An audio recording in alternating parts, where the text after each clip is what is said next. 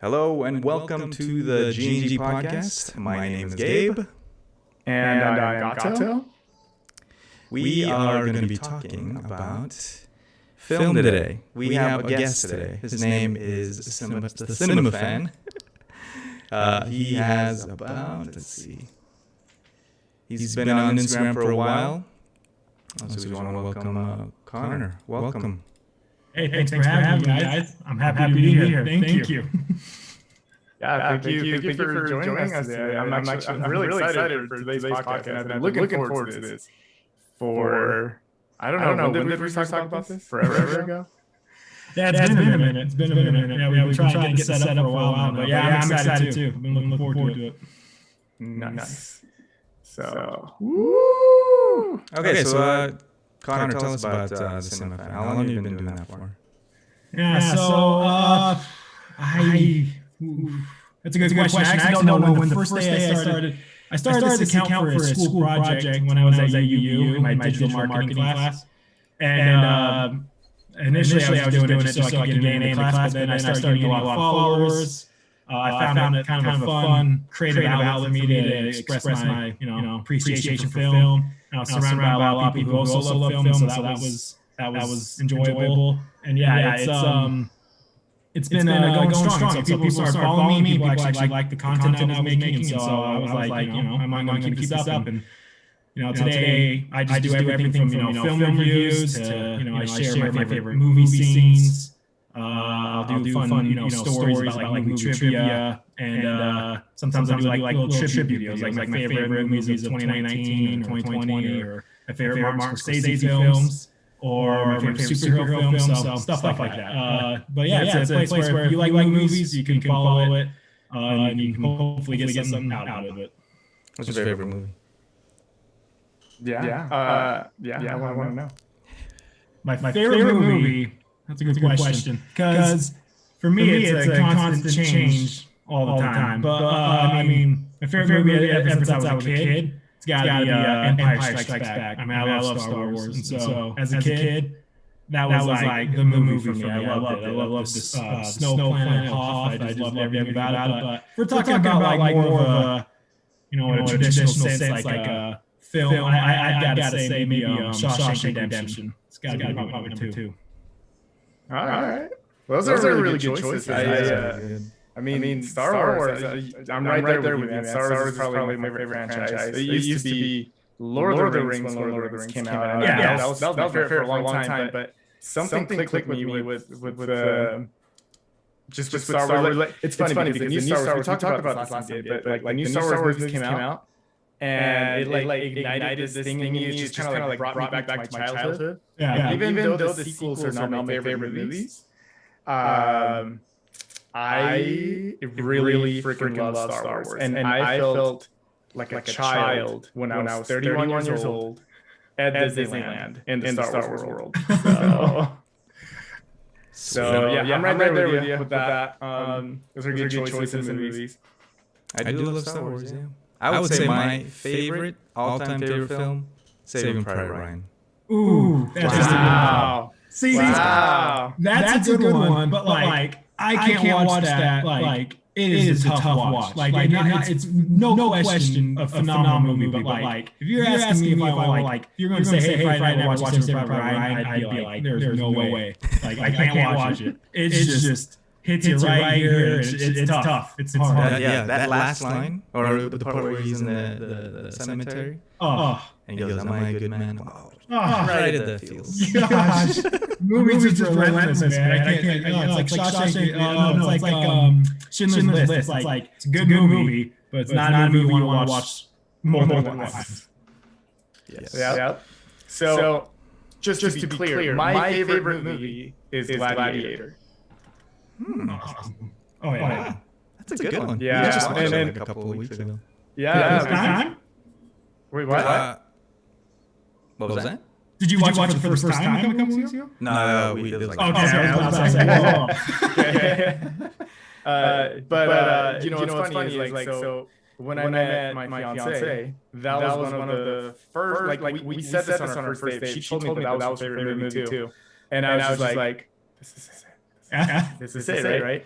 And we've talked about watching this movie for the longest time, and we still haven't seen it. So we should probably get back. We should get on that because we really want to watch it. But talking about like last lines, there is a line at the end of this movie where he says, "We will meet again, but not yet." And that line, I actually used that quote for when my grandma passed away. Wow. It's it's just kind of like something that just kind of like overcame me. I'm like, we are gonna see each other again, not yet. And like a couple of weeks ago, we were talking about that line, and the emotions still like they just filled my body, and I was like, I think I'm gonna cry, and I started crying because of the freaking line in one of my favorite movies.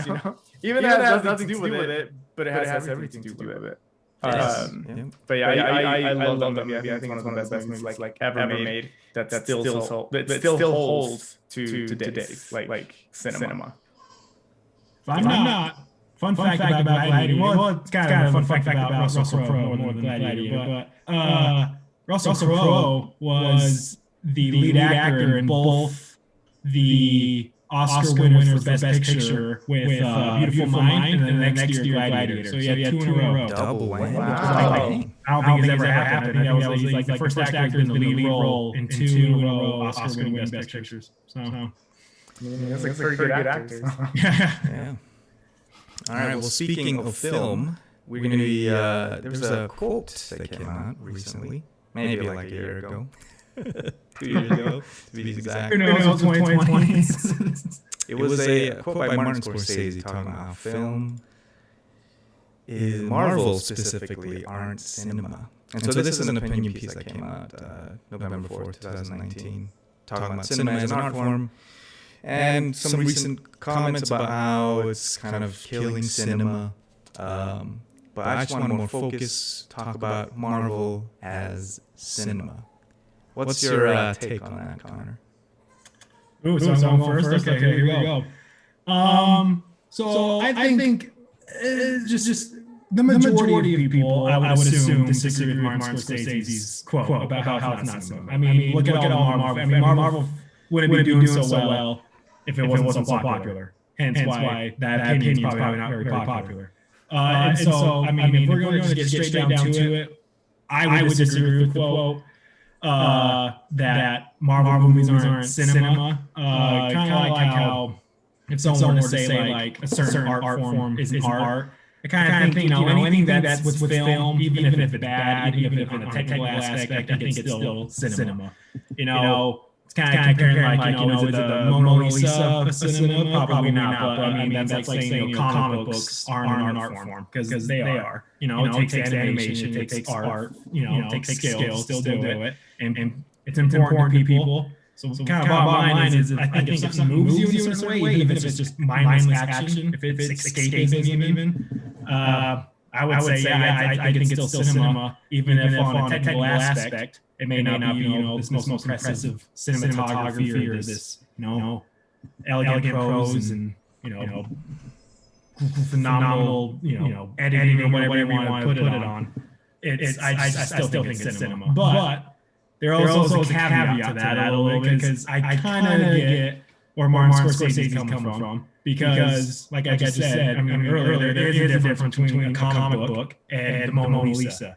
There is a difference between, an Oscar-nominated movie that's on a technical level, has emotion and stuff like that, and kind of, your fast food movie, like action movies are, like Fast and Furious and Marvel movies. So I do get where he's coming from, how there's a little bit of a difference between, something that's like kind of meticulously made and has like a elegant form in how they do filmmaking and how they tell the story through film. But Marvel movies are still cinema because it affects people's lives. It affects their emotions, even if it's just to escape for an hour or two. So that's my take on it, at least. It's a really good take. Actually, okay. So can I go next? Yeah, go ahead. Go ahead. All right. So I agree. I totally agree with that. I think that like you just put it so nicely. Like, art is art, right? Cinema is cinema. It doesn't matter what it's about or how it's made, as long as it is what it is cinema. that was kind of vague, but you already said that point. But there is something that I actually didn't know on that quote, because he does say that, what is it? Superhero movies are killing cinema, right? Is that what the quote says? Cinema's on form that brings you the unexpected. In superhero movies, nothing is at risk, the director says. Okay, but so he doesn't say that it's killing cinema. There was a quote. I think there's a YouTube video later that it is killing cinema. I don't have the exact link for that, but I've heard. Okay, so that's a very interesting point, and I'm not gonna agree with it because I don't think it is, but I understand a part of it, because if you look at the last 10 years, I mean, what was one of the first superhero movies that came out that people were like super excited about? Because I feel like we've had Batman and Superman for a long time, but Spider-Man, I would say. You get Spider-Man with Tobey either Maguire. The X-Men movies or the Tobey Maguire Spider-Man, like one of them.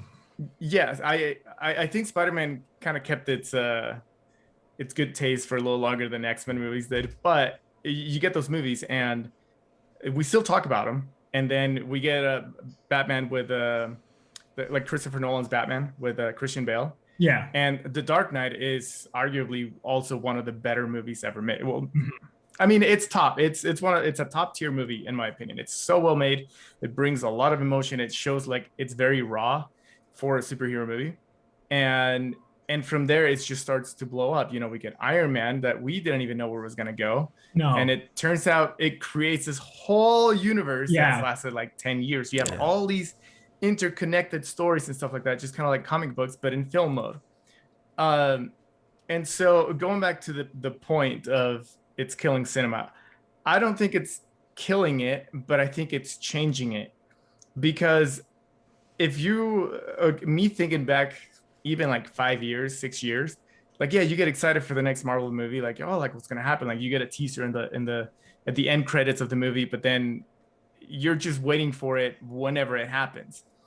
But you still had all these other movies that were actually really good, whether they're scary movies or dramas or comedies, and they're movies that we still remember and talk about. But like, tell me what's a good movie that came out in 2019 that is not a Marvel movie? Like how long do you have to think before you remember a title of a movie that came out in 2019 that's good enough, worthy of mentioning, that is not like Infinity War or what was it, Homecoming, that came out right after? Yeah, I'm not sure Marvel movies was 2019 Endgame. Yeah, that's what I meant. It was Endgame that came out in 2019. Yeah. And Captain Marvel. Yeah. But like if you ask me like, hey, what other movies came out in 2019 that were really good, I honestly cannot think of it. I would have to look at a list and I'd be like, oh yeah, that's right, that's the movie. Yeah. And then it, like, okay, so we get a year of like barely any movies, and now we have all these superhero movies lining up, and we are all excited for it. And granted, we're a little nerdy, right? Like we like this kind of movies. Yeah. But I appreciate movies, you know, like freaking Spotlight comes out and I'm like, that's a fantastic movie. It's a very hard topic to like talk about, but it's in my opinion, like I think it really deserved the Oscar win back in like 2014, 2015 when it came out. But when we look at the movies that are coming out now, I'm not really looking forward to them as much as I'm looking forward to, you know, Black Widow, the Eternals, the new Spider-Man. Like I'm dying to see a Spider-Man trailer. And so in that sense, I do feel like superhero movies are changing the way we see cinema and where the crowds are going. I feel like people are starting to feel more connected with these characters that we get to see over and over again versus characters that we'll see for 2 hours and then we just don't have to care about them anymore. Yeah. But I do disagree that Marvel is not cinema. I think Marvel is 100% cinema and deserves every bit of credit for it. All right, you ready for some conflict on that? Now. All right, so my thing is that I would say it is cinema in the base definition. If we're talking about cinema as an art form, I would side with Martin Scorsese. because of the fact of, and he gave some good points in his in that article about how Marvel movies are now there's focus groups, there's a lot of like revisions because of trying to appeal to multiple audiences. And so I think when you take that speaking voice from the director, it becomes a franchise movie. It's no longer the art of the director. Okay. Hold on. It sounds like we have some problems with audio right now. How's that? Is that better for me, everyone? Hold on, let me see.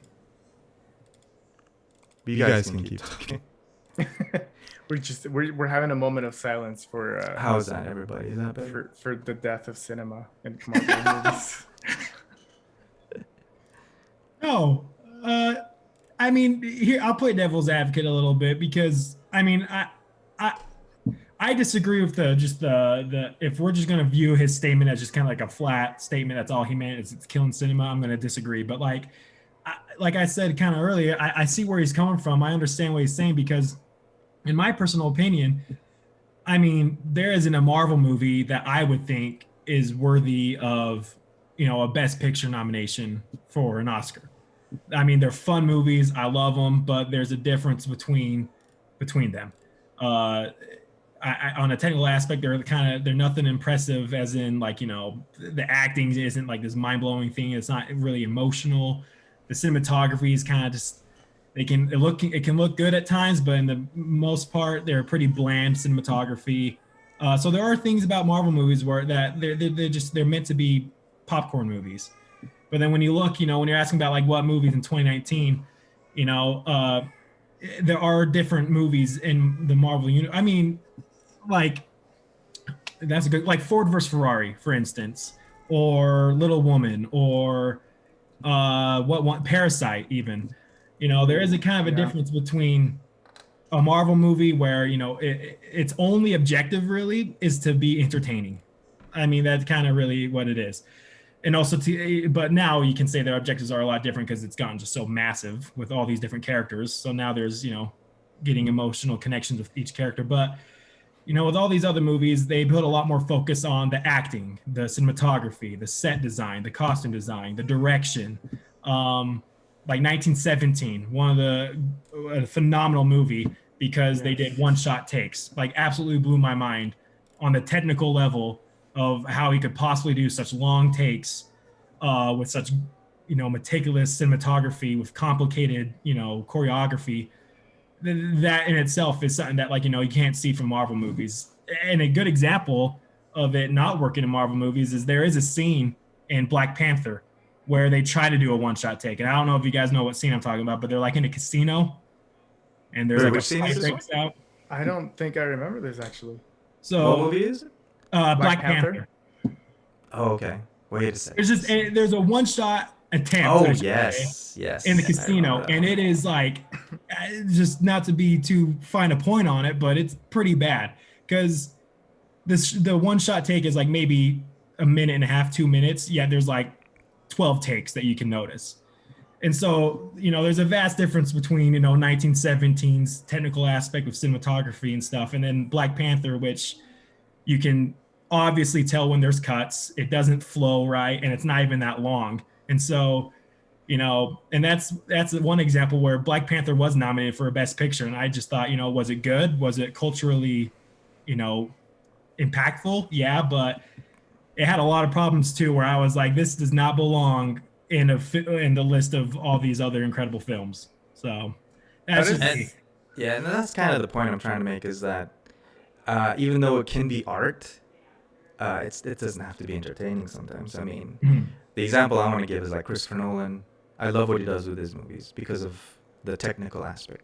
He always brings something new to the table. With Tenet, he did the whole backwards filming thing, and I was just like, that just blew my mind, because it was like, what it is. It's just film playing backwards, but then you have elements that are not playing backwards, and you're like, whoa, how did he do that? And so he's always bringing something new to the table. So I'm thinking, okay, yeah, I would say like Christopher Nolan, kind of taps into that art portion. Okay, I have a question about Christopher Nolan though, because like I mean I don't disagree with him like bringing new stuff to the table, but is it worth it to bring all that new stuff to the table? And here's what I'm trying to say with this, and I'm in a way playing devil's advocate here. Okay. Because I do like his movies. I actually enjoy him a lot, and I thought Tenet was amazing. Like it is kind of like it gets your brain going. But I mean, even looking at Tenet and then looking at the one that he filmed before, what was it called? The space one? Interstellar. Interstellar. So there is so much going on that it's very confusing for the majority of people. Like we have to watch it again. So even though it is like a thinker, is it a thinker without purpose? Like, what's the point of Tenet? Yes. Okay. I can see that. Yeah. Like legit. Though, I follow you, man. I follow you. Because me personally, I didn't actually. I thought Tenet was Christopher Nolan's kind of most average movie. On the effects side of it and everything like that, phenomenal. But going back to what I said, I mean that was kind of it. There was like the acting was all right. The story was kind of just all over the place. It was convoluted. And then my major issue of Tenet was you couldn't hear anything. Like right. They would have these deep, like important dialogue that's like progresses the story while they're like windsurfing on a boat. Like, and there's like ocean and the breeze and they're screaming through masks. And it's like, why? Like I can't, they're talking about important things and I can't hear any of it. You know what's one of my issues with Christopher Nolan movies is that, and I noticed it a lot with Tenet. I think it happened in Interstellar and I think it happened in Inception as well. But the dialogue, they're talking somewhere and suddenly they're like 5 miles that way. It's 3 hours later and they're still having the same conversation exactly where they left off. And so like what? It legit pulls me out of the movie a little bit because I notice those things. I notice when they change the scenery, when they change like whatever they're doing, and they're still having the same conversation. I'm like, okay, I'm listening to the dialogue. The dialogue makes sense.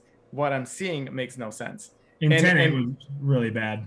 Yeah, Tenet does it a lot. Like I notice it so much. And I think I have some points with that one. And I've watched a lot of interviews with people with Christopher Nolan and some people that did video essays defending. I'm not saying that it was an amazing movie. Yeah, some of the acting was kind of weird. Story was very convoluted. Like I had to watch a couple of times. But because of what he brought to the table, he was saying when you watched Tenet the first time at IMAX, it was more of an experience. That dialogue was sort of not really as important because you could almost feel the scene, right? And that was what was new. It's kind of weird. My theory is that maybe the world wasn't ready for movies like Tenet because of how, technically new it was. There's a lot of movies like back in the day that were not as good, but then they become cult favorites because I think we gave it time, whatever. Just like Inception, for example, was people were like, oh, it's so weird, and then nowadays, like, oh my gosh, Inception was amazing because I think a lot of people rewatch it or whatever. And so I think it gives time for people to like process it. Yeah. I mean, The Big Lebowski was like that. When it first came out, people thought it was weird humor. No one understood the humor in it.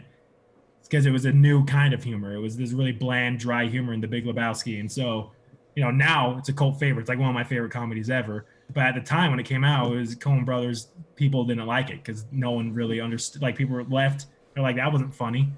And now people think it's hilarious. So I get what you're coming from with that. Maybe that is. Maybe it's a time. Maybe it's one where 5 years from now, Blade Runner was another one where the first Blade Runner when it came out, people didn't like it, but now everyone loves it. So you may be onto something. Maybe Tenet will be famous later, in like 5 years. Yeah, because a lot of the way he executed the film, it was just like, I think Memento. I'm using a lot of Chris Nolan references, but like the way he edited directors. Yeah, he is. Like with Dunkirk and Memento, the way he edited it, like doing the different, timelines of movies and it's all playing at the same time, but they're all different timelines.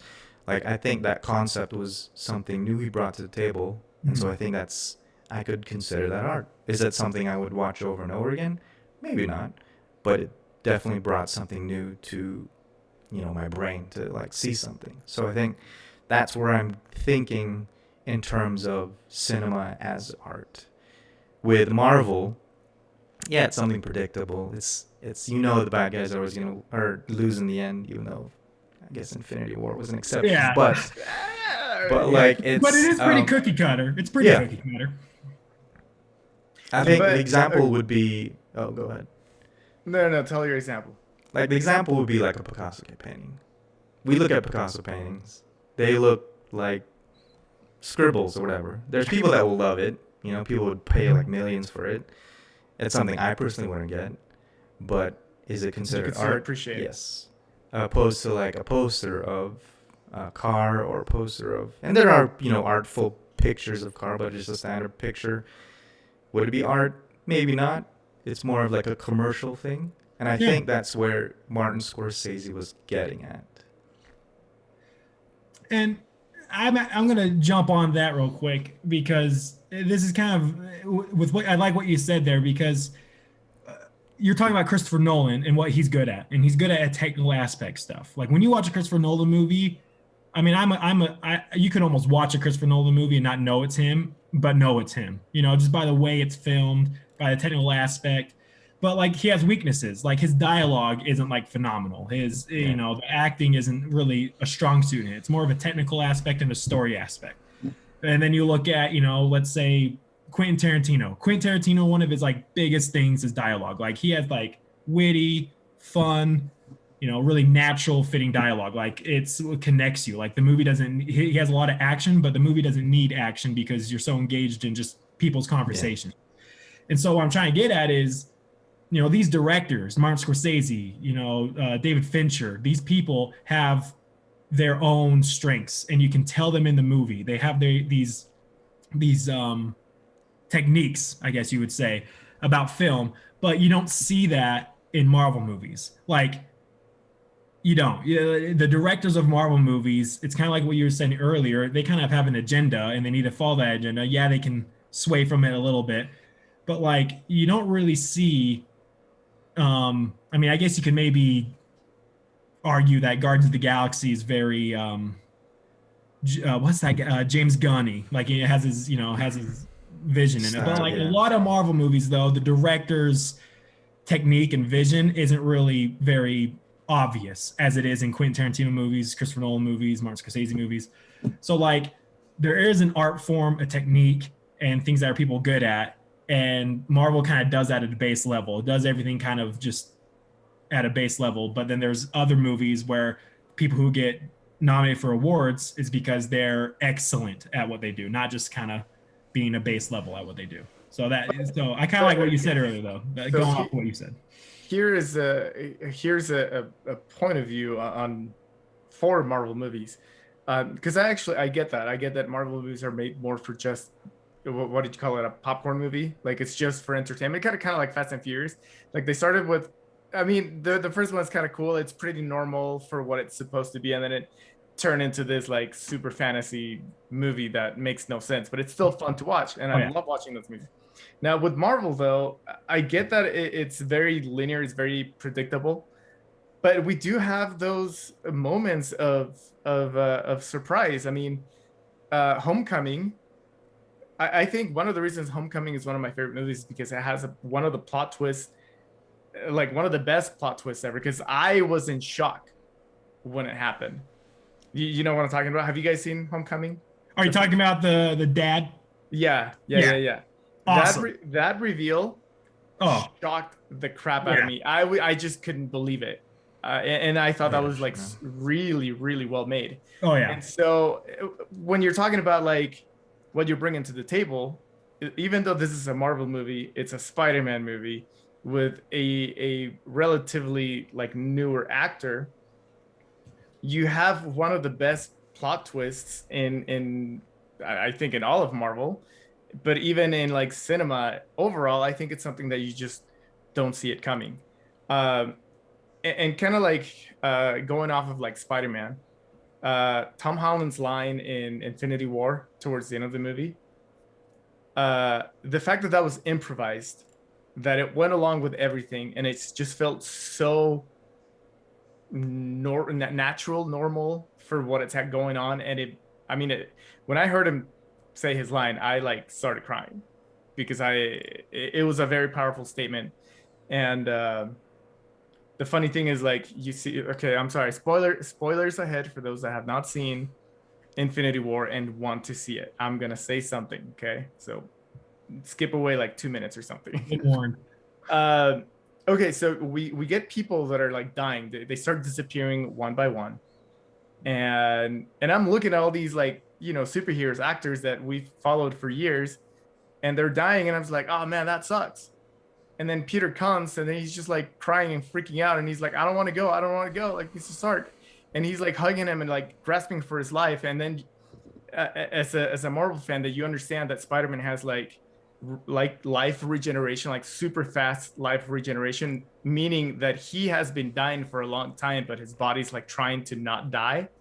The fact that I knew that, is just like, it killed me. I was like, no, See, no. And so funny.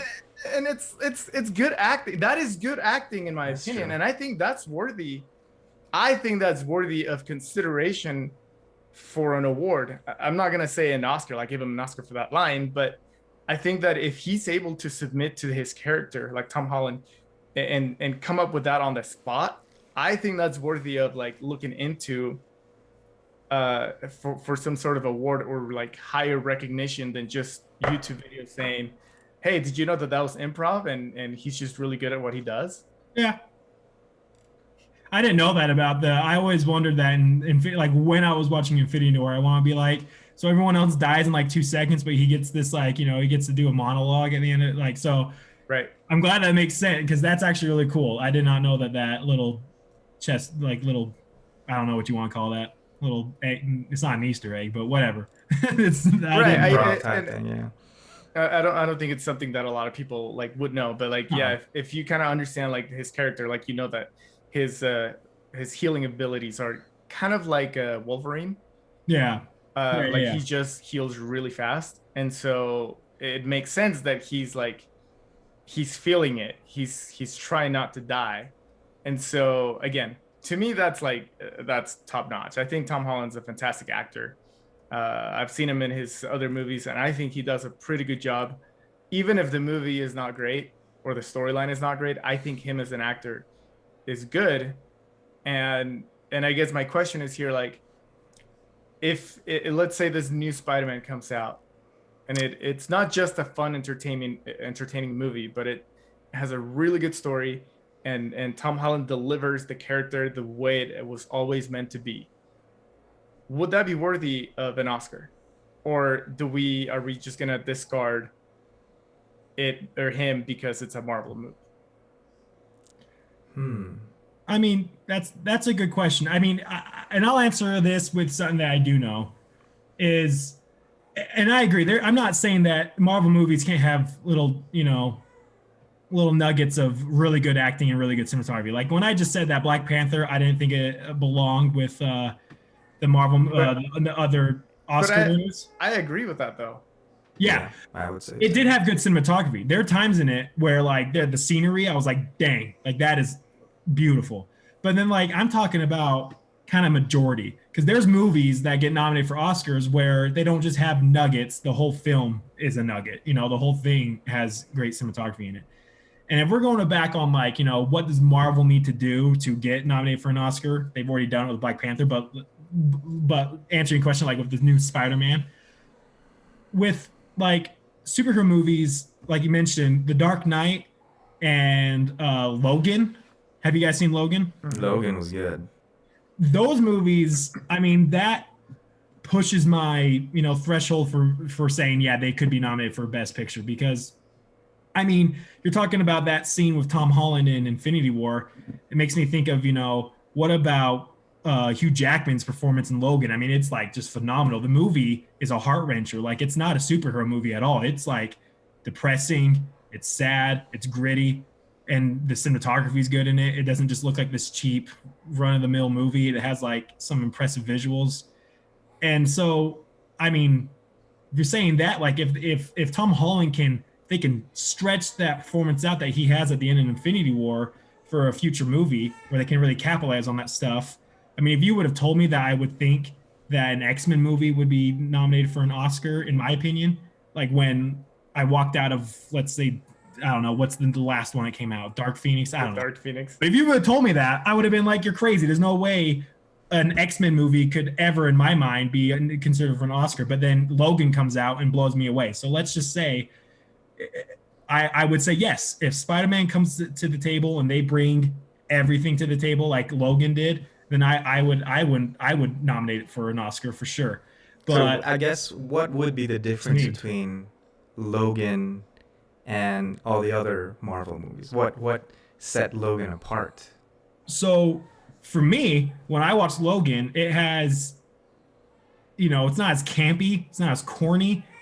They're not wearing leather suits and flying around the place, and it's not just like this one evil villain. I mean, there's not even really a villain there is a villain, but I mean, he's hardly even present in Logan. It's more of a emotional story about a guy who's grieving for killing all the X-Men, Professor X or whatever, and has dementia, and it's just about living in a world that Wolverine doesn't recognize anymore. And then there's a miniature him that he's trying to do right by. So it's more of a story about connections than it is about Wolverine versus some evil villain bad guy. And then on top of that, I just think it has way more opportunities than other Marvel movies have, where there's compelling acting, where there's actually tear-jerking moments. And then lastly, I would say that the action isn't just like your run-of-the-mill. It's very gritty. I would say the cinematography is better. There's a difference in film. There's a difference when you're watching like a Marvel movie and how it kind of just looks like something that it just looks, I don't want to say cheap, but it just looks kind of just like basic, versus like watching Christopher Nolan movie, the camera just like everything looks like high quality. Everything looks different. There's like a theme to it. And so I think Logan, just in sense of filming and cinematography, it just looks different in general. It just looks better. Yeah, that's the point I'm trying. I think that's where I'm coming from with art, as with I would say Logan is in that same category as like Dark Knight, because of that art. There's a different feel of the movie. Acting is great, everything else, but there's just something about those type of movies, and you can't really pinpoint it, is that it just feels different. Well, so I'm wondering, are we... I think what I'm noticing here is that, if we like The Dark Knight and we like Logan, and then we like Martin Scorsese's movies that are like very raw and real, so does that mean that if Marvel were to turn the dialogue, because I don't know if the cinematography matters as much, but if we go from like, well, these superheroes are completely invincible and nothing's going to happen to them, we know they're going to win, but we turn it into like more of an actual human emotion, because that's what Logan is. It's very human. Despite him being a superhero, superhuman, it brings a lot of human emotion into it. And so I think that's what makes us connect to his character and the storyline in it. And the same thing with the Dark Knight, even though we have, it's freaking Batman and we have the Joker, but they bring a very real and human feel to what they're doing and why they're doing it. So it's not just like I'm going to destroy Earth and I'm going to save Earth. It's more of like no, I'm doing this because the government is corrupt, so I'm going to burn all this money. And Batman's like, well, you can't do that because you're going to throw it all off even worse. So I'm going to stop you, kind of thing. So that's a real thing, something that in theory could happen, right? And okay, maybe not with Logan. Logan is just straight up superhero, but it still brings that emotional connection of taking care of like the little one, and like surviving and feeling the regret. And that, I feel like that's a real emotion. But and I'm wondering if that is the reason why the plot twist in Homecoming and Spider-Man made it so good. It's because it's so like, like that has that rawness to it. Yeah, like it couldn't happen. Like this is like, it's not like fantasy. Like no way, that would never happen. It's like, no, this actually could happen. Like the person that you're caring for, it could be very well be related to someone who you just cannot be with, Well, in the movie, it's like it takes the villain from being this guy who just like lives in a lair the whole time, and he's in this secret place, and he's part of the secret organization, and all of a sudden it goes like, nope, he's your next door neighbor kind of thing. Like it's like I agree, like that's a phenomenal twist, and it does. I remember I already saw it, and I was watching with my family who hadn't seen it, and they were like, I remember my dad was like kind of like half asleep, and then when that reveal happened, my dad was like up. He's like, "Are you kidding me?" He's like, "Oh no!" Like he paused it and he's like, "That's the guy," and I was like, "Yeah, that's the guy." So that, I mean, I get what you're saying. There's, we can't just like, brush off Marvel movies like they're just like they're killing cinema when you get that kind of reaction from the audience. I mean, you don't get that from something that's not artful, So I wonder if then the argument is more, is it considered an art form movie when it's more grounded in reality? Because you take a movie like, oh my gosh, what movie? It was with Glenn from Walking Dead. What was that movie? I think you Minari, it. Or is it Minari? Minari, yeah, Minari. Okay. Like, it's not a very technically amazing movie, your standard stuff, but the humanness of it, the raw emotion and all the things that happened were very real, very grounded, and then it got part of the whole award or whatever. So I'm wondering if when we talk about art, if it really pulls on the heartstrings, or it's relatable. Because I think when it comes to Marvel movies, exception being Logan, is you can pull that human emotion out of it. I don't know. What do you guys think? Well, I actually, I'm going to go on the other side of this, and I'm going to also say that there are also, when we're talking about art form, there's also movies that have won Oscars that, I mean, come on, no one talks about, anyone you talk to, they're not going to say it's even in their top 50 films. I mean, sorry to anyone who's watching this and they love this movie, but I'm going to say it. Like, The Shape of Water is one of those movies where, I was thinking the same thing. 10 years from now, no one is going to talk about The Shape of Water. That's true. No one on the planet. I mean, I don't know how it won. I don't know why it won. I mean, I'm sure it won just because of, artsy nonsense. So there are times when, like, I see a Oscar-nominated movie. Minari's a great movie. Like, I'm not going to crap. But, like, Nomadland is a good one. Or, like, I thought it was good. I thought it was emotional. But, like, Best Picture, I did not think it was Best Picture. Like, so it goes both ways. Just because you're artsy, just because you have a technical aspect, just because you have the raw emotion, doesn't mean that your movie automatically is good in my eyes. I would much rather watch any Marvel movie than Nomadland again. Nomadland was good for a one watch, but it's just kind of, there wasn't anything bad about it, but there wasn't anything that made me think this movie should be Best Picture. Like, so, and I do think that. I think 5 years from now, no one's going to go up and be like, dude, Nomadland's my favorite movie ever, or Shape of Water is my favorite movie ever. Yeah. There are a lot of Oscar winners where you scratch your head at, like, just look back in the last 10 years and you're going to be like, I've even heard of this movie ever. You forget about it. There's a lot of Oscar winners that you just completely forget about. What's the movie both ways that beat La La Land? Oh yeah, like Moonlight. Oh, Moonlight, yeah. Yeah. Moonlight. I never saw Moonlight, but me neither. Moonlight, and again, I might get crap for not liking it, but like Moonlight's a good movie. Moonlight's good, but like I did not think that that's Best Picture. I mean, it's good, but and I don't really have the sense to say because I'm a straight white male. The movie was about a gay black person. And so, like, it obviously didn't connect to me as much as, other people would connect to it. So, like, I don't really have the right to say it's not a good movie and can't win an Oscar. But at the same time, I thought there were better movies that year. And that may be one where in 5 years people don't talk about it. And I mean, I haven't heard people talk about Moonlight, and I have a movie account. And did you see La La Land? Did you think that La La Land deserved an Oscar better than? So here's the thing is, La La Land's interesting for me because when I first watched it, I gave it like a terrible score. I gave it like a 5 out of 10. I did not like it because I don't like musicals at all. And I try to be a little objective with my reviews because I give the review that I think it is, but I also try to do it. I also try to review movies how that particular audience likes it. Because like I don't like musicals, but people who do like musicals, I try to be a little objective because I'm like, if you like musicals, you like this. So I bump up the score a little bit. But with La La Land, the more I watch it, the more I liked it. When I first watched La La Land, I was, and this is coming from someone who doesn't like musicals, I was disappointed where like halfway through the movie, they like stopped being a musical and there was like no more musicals. It was like stop being fun. It was depressing. It was sad about a relationship. Yeah.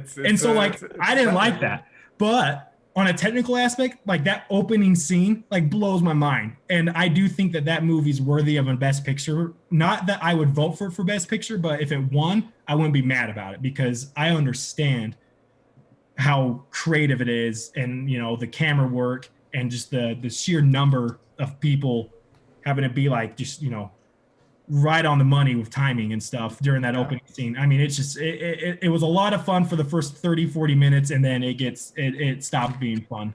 But I do like it a lot more now than I first watched it. When I first watched it, I just had too high of expectations. But once I knew what the movie was about, I liked it a lot more the second time. I wouldn't say it's Best Picture, but I did like it a lot. But it's good, yeah. Well, but that's the thing, though, is like the storyline of La La Land. I think it can be relatable, and I think it's very. Again, it just goes back to that thing. It's very real. It's very like that's how it is. Now, granted, it takes an artistic. It's an artistic take because it's a musical. You know, you're not gonna go and dance, and you're not gonna suddenly appear in like the middle of water and universe and stuff like that's not real life, but that's the artistic part of the movie. But the storyline, what they go through in the movie is very real, and I think that's the important part. Is like the story, right? I was devastated when they called La La Land, and they're like, "Oh, just kidding, it's not La La Land, it's Moonlight." Like, come on, like, bruh. Could you imagine? Imagine making a movie like blood, sweat, and tears, and you're like your dream is to win an Oscar, and then you get. I mean, I would rather just not even be nominated than be called up and then be told no. Like, I almost don't even want the nomination at all. Like that's just. Now that's the thing, though. If you think about it, right? So we're talking about La La Land making very artful because of the music. Let's say you took out all the music from La La Land, would that movie still be good? Yes. Yeah, I mean, because the acting, I would say the acting is still like top notch. You take out the music. I mean, but you take the artful portion of it, don't you? Yeah, so I mean, it's kind of going off of what you said, grounded in reality. But at the same time, movies are also good when they aren't grounded in reality at the same time, and so that's kind of taken away the escapism of La La Land, where it's like, oh, you know, Hollywood is this fairy tale land. I thought La La Land was a good mixture of that, where it was kind of a romanticized Hollywood, but then, you know, the boring parts, you know, were kind of like, you know, this is what happens when people's dreams are crushed, you know. So, it's tough. And I mean, I wish I could remember. I was gonna say, like, if we're talking about filmmaking aspect, like film, like telling a story through filming, like that's it. Like you're talking about, like just like you use the camera to tell the story and you do it to the best amount. In like 2014, the Grand Budapest Hotel came out, and it's like one of my favorite movies because if we're talking about telling a story through film, I think it's like the best at it. Like the way the camera moves, the camera angles, it's comedy through camera angles, like the way it pans from people, it's hilarious. I think that movie's like, you know, kind of the poster child for how to tell a movie just through just your technique through just filming it. But it lost. It didn't win Best Picture that year. I forget who won Best Picture that year, but they lost. And so that's just crazy to me. And then another caveat to that is I don't like Wes Anderson. Like that is the only Wes Anderson film I like. Yet, you know, so it's just kind of like, how do I explain that? I don't know how to explain it because for some reason, Grand Budapest Hotel didn't feel gimmicky to me, but all of his other films, his filming is the way he moves the camera and stuff feels gimmicky, and I don't like him. But so I just interesting. Film is what I'm trying to say. Film is objective, and it's hard to explain why I don't think Marvel movies are Oscar-winning films. because like I'll give a Marvel movie like a high 9. Yeah, if I'm going to say my top films of who I'd give Best Picture, I wouldn't give it like I wouldn't say, even though it's a high 9 and it can't get much better than that. So it's just basically the bottom line is objective, and it's hard to pinpoint. It's hard to explain why you like a certain thing, but that's the beauty of film is it moves you in ways you don't expect. And there's times where you'll see a trailer and you think this movie's going to suck, and you go in and it's amazing. Then you're like, okay, then why'd you think it was going to suck? So it's film just messes with your emotions. And if it didn't, then no one would like them. So they're just objective, and it's hard to kind of pinpoint exactly why we like stuff. But all we know is that we do like stuff. So, I mean, I don't know.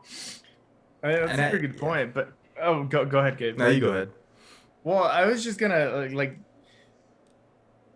I just lost my my train of thought, but because I mean I agree, it's all objective, and it is hard to pinpoint exactly why we like the things that we like, because I do like Wes Anderson movies. Like I think they're interesting in a sense, but you have also movies like Taika Waititi. Oh, I can't even pronounce his name. Yeah. But his movies and his short films, like I don't know if you saw his last short films, like 2 minutes long, about like animal cruelty. It's the short thing, and it goes straight to the point, and it's very well made, but it's not like your normal cinema. But if I saw a whole movie filmed in that way, I would like it, and I would think that it would be worthy of nomination.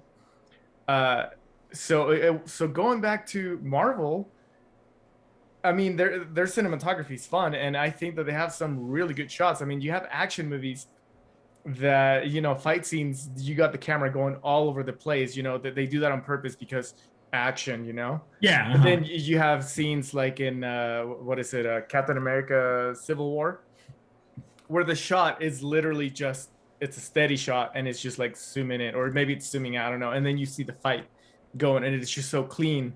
It's just so well made, and I'm like, okay, that is good cinematography right there. Now, you did say that it's not like you have Marvel movies that are like bits of good stuff. What did you call it? Bits of nuggets. Nuggets instead of like the whole meal, right? Or the big nugget. The whole movie is a big nugget. But it just makes me wonder if Marvel comes up with a story and a movie that is filmed in such a way that it's so real and grounded, despite it being a superhero movie where what the end is going to be, can it be worthy of an achievement, of a nomination in an Academy Award, or for like high level movie critics to accept it? Because I do feel like there's also a difference in like critics. I feel like there's critics that are like, no, I don't criticize Marvel movies because those are not movies, those are child stories, and so I only focus on the big stories. But then you have other people that are like, no, cinema is cinema, and I criticize all movies because they're all movies, they're all art form, despite them being different branches of styles and stuff like that. That's the beauty of a movie. So I mean, that's a tough question. I mean, like I say, I mean, who knows? It's hard to explain. It's sometimes Marvel movies can just be too silly. They can be, but like the thing is, you also like the silliness, so it's kind of hard to ding it for being silly. But then also half of the fun is because they're so silly. So it's almost saying like you're darned if you do, you're darned if you don't with Marvel movies. Because I agree that like Captain America, some of those like the Winter Soldier, when they're on the highway and they get off and they're doing that, like they're just throwing hands, like one of the coolest fight scenes ever. Like love it, but it's like at the same time I don't think that's I don't think that's like one of the best movies ever made. I think it's one of the best MCU films. But yeah, it's really hard to pinpoint why. Maybe it's just not serious enough. It's a bit too goofy.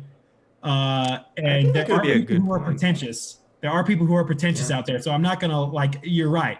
There are people who are just gonna not like Marvel movies just because they want to be like, oh, like their favorite movie is Citizen Kane, but whatever. Like who cares that your favorite movie is Citizen Kane? So it's like it depends on who you're talking to, because there are people who are going to be pretentious about it and they're just going to never give Marvel the chance no matter how good it is. but then there are also people, like I think us, who are a little bit open-minded. And yes, I just said I don't think Marvel movies should be nominated for Oscar, but I'm not saying that because there are superhero films that I think could be nominated. So I'm not just saying MCU, I'm saying superhero movies in general. There are. If we're going to put them under the superhero movies, then yeah. But if we're just saying Marvel movies specifically, there hasn't been one where I'm just like crown it, best movie ever. So do you okay? So are you guys familiar with Game of Thrones? Yeah. Yes. Never watched Okay. it though. Okay, but you know kind of what happens. Like you know how okay. So I don't think I'm gonna spoil anything big here, but Game of Thrones was good because in their storytelling from season 1, or at least the end of season 1, all the way to the end of it, I guess, they kill off main characters, and I think that brings the viewer down to reality. It's just kind of like, oh crap, like no one is safe. Yeah. I think that's also one of the reasons why Walking Dead was a bit of a popular show for a little bit, at least at the beginning, is because it was killing people that matter. People that you want them to survive, and then they don't. And that's the unexpected portion. Yes. So that goes in the umbrella of good writing. Like that's just phenomenal writing. That's good storytelling. Like when you're talking about with Game of Thrones and Walking Dead, the reason why people kind of fall off the boat with that is because the writing stops being genius. It starts getting lazy. It starts getting kind of campy. It starts getting corny. Like Walking Dead season 3, halfway through, that's when I stopped watching the show because it started just becoming more of just focused on action, and it started being really corny. Once Shane was gone, there wasn't this conflict. There wasn't this like good emotion stuff. So like, you continue what I'm saying, but yeah, I agree with you. Like, I think that's just when you're talking about these surprises, I think that's just rewarding them for just creative writing in general. So, but is killing off the characters the creative writing? I think it's I think it's kind of you can't just kill off characters and then you go like, boom, I'm a good writer. It's got to have a good build-up, like. So I'm gonna write stories and kill the main character in like the second chapter. I'm amazing. It's gotta, because I mean, and I don't want to crown myself as some expert, but because I'm not. I took a few creative writing classes in at UVU, but soon realized that I'm not as talented as I once thought I was. But writing. A good writing is a lot of it has to do with buildup, and a lot of it has to do with like foreshadowing, and a lot of it has to do with building blocks into what you want to do. That's why a lot of network TV shows and the Star Wars sequels, for one, why they're kind of a mess is that they don't have that building block. They don't have that foundation. They don't have a beginning and an end. Take Breaking Bad, for instance. I mean, Vince Gilligan had it written out from beginning to end, and almost like just meticulous storytelling where he didn't sway from the path of what he wanted to do with Breaking Bad. So I think when you're asking, is surprise good storytelling? I don't think it's really good storytelling. I think it's more of how well you execute what you've built up. And, I think that's just one aspect of it, is blindsiding people. It's just one aspect of good storytelling, because there's all sorts of things that people enjoy when something happens in the movie, So I think that goes back to the point of like, I say writing is an art. Like, when you put it on film and you use writing as a portion of it, that's art. That's why Minari was so good, because the writing was great. And then you go back to the point of how Vince Gilligan didn't stray from his idea. He had a plan. This guy's going to live up to this point, and it's going to end like this. And he didn't take any other portions, audience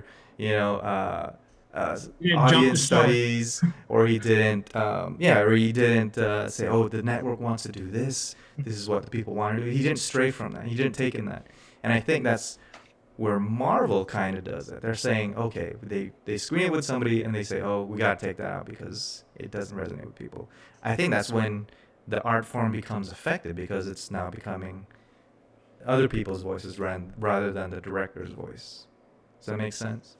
Yeah, I can see that, because sometimes Marvel can, bend to the masses a little bit with things. Like fans can kind of pressure, which I don't really agree with. Fans shouldn't, as mad as people were and how much I don't really like the Star Wars sequels, fans do really expect a lot and try to push a lot. And I don't really always love it when directors bend the knee to the fans. But at the same time, with Star Wars, you can't have all these building blocks and then not, really do anything with them. That's why that series desperately needed people to sit in a room and say, hey, what is this? Where are we going with this? Because J.J. Abrams wrote a script and then he bounced and he's like, good luck. So it was like, you got to have that structure. And when you see network TV shows, when seasons go too long, people stop liking the show. I mean, I can't think of one on the top of my head, but like, there's shows where you're like, oh, first 3 seasons are good. And then the 4th season comes out and they do all sorts of and then you start watching and you go like, man, I wish this show ended last kind of like season. Lost. Exactly. Lost, Lost is a perfect example. That's a great example. And to be honest, I'm a little worried about Stranger Things. I love Stranger Things, but like I'm legitimately worried because season 3 was good, but like I'm starting to be like, man, I don't know how much longer they can milk this, and I just hope that show doesn't become a show that. You know what's funny about Stranger Things? I same with you. I love Stranger Things, and I am like slightly worried that it might get a little, like what's gonna be next? Just the same thing again? Like I know. The whole point of Stranger Things is like the demigorgons. I have no idea. Whatever. Okay. Close enough. My issue with it currently is that they bring up a spoiler at the end of the season, where the character that supposedly died and sacrificed himself is back. Yeah, that kind of stuff is what bothers me, and that is exactly what bothered me about the second Star Wars movie, The Last Jedi. That part is when I was just like, WTF. I looked at my friend and I'm like, what is going on right now? And it took me out of the movie so hard and so fast that I was just like, I don't know if I can get back into this. It's that type of writing, like where you don't have what you call those building blocks for storytelling, that makes it a mess. But the thing is, like, I feel like Marvel movies, they have blocks. I think they're just small blocks, or maybe not as polished as other movies or series. Yeah, going back on what Gabe said earlier about how future generations may enjoy Tenet more. I mean, people are enjoying Marvel plenty right now, but like, who knows what happens if 10 years from now, the next generation of people are just like, guys, like Marvel just did something that no one else has done. They just spanned a 20 movie story and just concluded it in this 3-hour movie and tied up all the loose ends of a 20 movie franchise. Like that's never been done before. I just talked about how Breaking Bad's great because it does this whole thing in a span of 5 seasons. What about a film franchise that does a story and drags it off on 20 movies? I mean, so maybe that is something where later down the road, Oscar movies are going to look a lot different than they do now. Right now, what we've been growing up with, maybe we've been indoctrinated to not like Marvel movies and think movies have to be artsy and, have elegant prose and stuff. But maybe the next generation, we're going to see Marvel movies or superhero movies are going to be active participants in Oscars. So, I mean, who knows?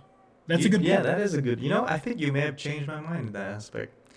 Because what Marvel brought new to the table was this whole span of movies and then tying them all together, creating like a huge like following on that aspect that get everyone hyped up. And now they ended it. And so it's weird because now with Phase 4, I feel like I'm not as excited because that kind of ended. Like I think with Phase 1, 2, and 3, that was a perfect story. And now they're doing a Stranger Things 2 and 3 portion with Phase 4. I don't know.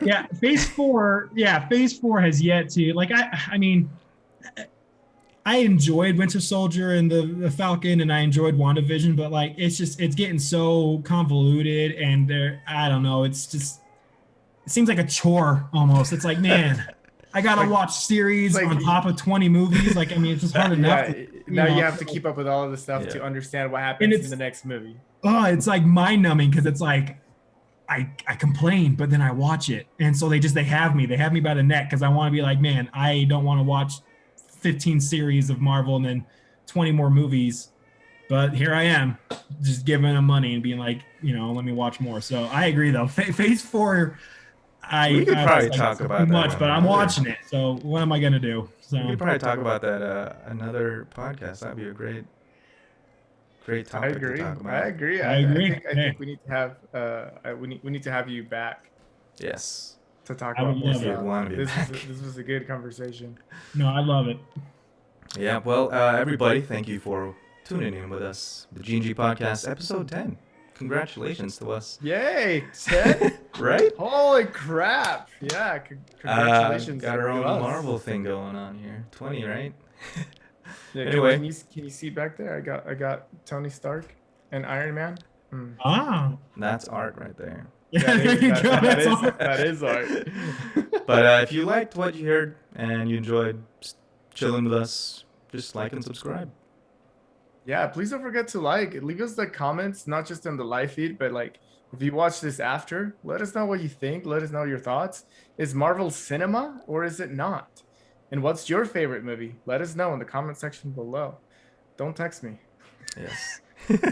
Once again, we want to thank Connor from the Cinema Fan for joining us. Finally using your lower third. Forgot to do that in the beginning. Sorry.